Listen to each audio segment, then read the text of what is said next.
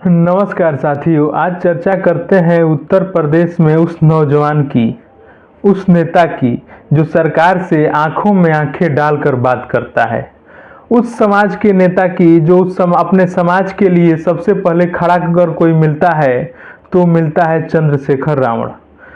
दोस्तों, उस दलित नेता या उस दलित की विचारधारा की बात अगर समाज में पटल पे कोई लाता है तो चंद्रशेखर रावण, और उसके साथ उसके समाज के या उनके शीर्ष नेतृत्व यानी जो बड़ी बड़ी बातें करते हैं कि मैं दलितों के न्याय के लिए लड़ता हूं, क्या उनको उपहार देते हैं। मायावती जी को देख लीजिए, चंद्रशेखर रावण को क्या उपहार में दिया।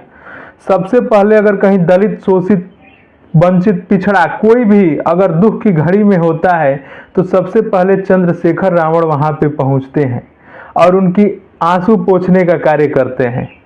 और उस दलित के बेटे ने अपने संघर्ष के लिए क्या क्या नहीं किया, और उसके बाद उसके समाज के भी लोग उसके साथ अच्छा बर्ताव नहीं करते हैं।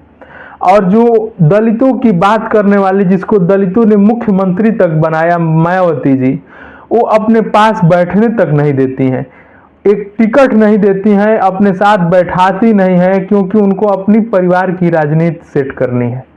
और चंद्रशेखर रावण वो ताकतवर इंसान है जो अपने दम पे, अगर उत्तर प्रदेश में आज दलित नेताओं की बात की जाए तो सबसे अगर पावरफुल कोई है तो चंद्रशेखर रावण है।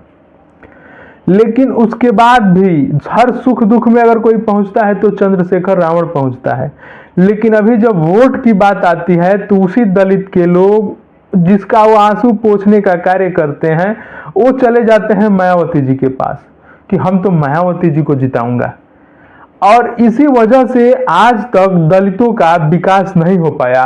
मेरी बात हो सके किसी को कड़वी लग सकती है, लेकिन मुझे तो यही सच्चाई दिखता है कि आपके लिए जो दिन रात मेहनत करता है, खून पसीना बहाता है, आप उसके साथ नहीं जाकर, जो एसी में बैठा हुआ है, आपके लिए एक शब्द भी नहीं बोलता, आप उसके लिए वोट करते हैं। और खास तौर से देश में दुर्भाग्य की बात है कि एक गरीब का बेटा विधायक और सांसद नहीं बन सकता। चंद्रशेखर रावण जितना योग्य इंसान एक विधायक बनने के लिए, एक सांसद बनने के लिए जितना मेहनत करते हैं और उनके समाज के द्वारा भी उनको वोट नहीं दिया जाता है, तो इसमें बहुत बड़ी समस्या आगे चलकर दलित समाज क्या या वंचित समाज के लोगों के साथ खड़ी होने वाली है। आपके साथ कोई खड़ा होने वाला नहीं मिलेगा।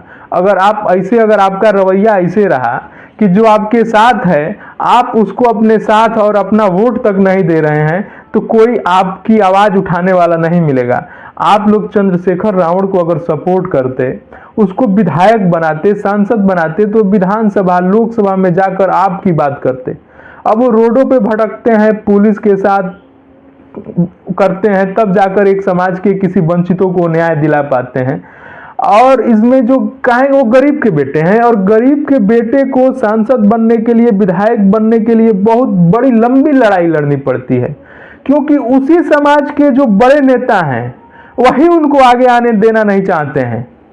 मायावती जी कभी चंद्रशेखर रावण को ये नहीं सोचती हैं कि ये विधायक बन जाए, सांसद बनकर हमारे पास आकर बैठ जाए। अगर ऐसा हो गया तो उनके भतीजे की राजनीति खत्म होती दिखेगी। तो खास तौर से दलित समाज के उन नौजवानों से मेरा अपील है कि आप चंद्रशेखर रावण के लिए जगिए। या चंद्रशेखर रावण की मैं बात नहीं कर रहा हूं, किसी भी समाज का अगर कोई नेता है आपके साथ खड़ा है तो आप उसको वोट करिए, न कि अपने बड़े नेताओं को सोचिए जो एसी में बैठे हुए हैं, आपकी आवाज तक नहीं उठाते, सिर्फ आपको अपनी अपना वोट बैंक का घर समझते हैं कि ये जाएगा किधर, वोट तो हम ही को देगा। तो आप इस आदत को सुधारिए, और जो आपके लिए, आपके समाज के लिए लड़ता हो, आप वोट उसको करिए, तभी आपका विकास और आपके समाज का विकास संभव है। नहीं तो आप एसी में बैठने वाले को अगर वोट करते रहेंगे तो आपके साथ सड़क पे संघर्ष करने वाला कोई नहीं मिलेगा, और इसका खामियाजा आप भुगत रहे हैं, और आगे आपको लंबा खामियाजा भुगतना पड़ सकता है अगर आप अपनी आदत को नहीं सुधारे। तो आप अपने साथ चलने वाले नेताओं को सपोर्ट करिए जो आपकी बात करता है, और उसके हाथों को मजबूत करिए, तभी इस देश का भी विकास और आपका भी विकास संभव है। और जितने बड़े नेता बैठे हुए हैं सब एक कैटेगरी के और एक ही सिक्के के पहलू हैं, कोई भी नेता हो, वो कभी नहीं चाहेंगे कि एक गरीब का बेटा, एक गरीब का लड़का आकर संसद भवन तक पहुंचे। और अगर संसद भवन तक पहुंचाना भी है तो उसमें आप लोगों की भूमिका बहुत है और बड़े नेताओं की भूमिका कुछ नहीं है। भूमिका जितनी भी है उतनी आपकी है, और आप चाहेंगे तो संसद भवन में पहुंचेगा, आप नहीं चाहेंगे नहीं पहुंचेगा।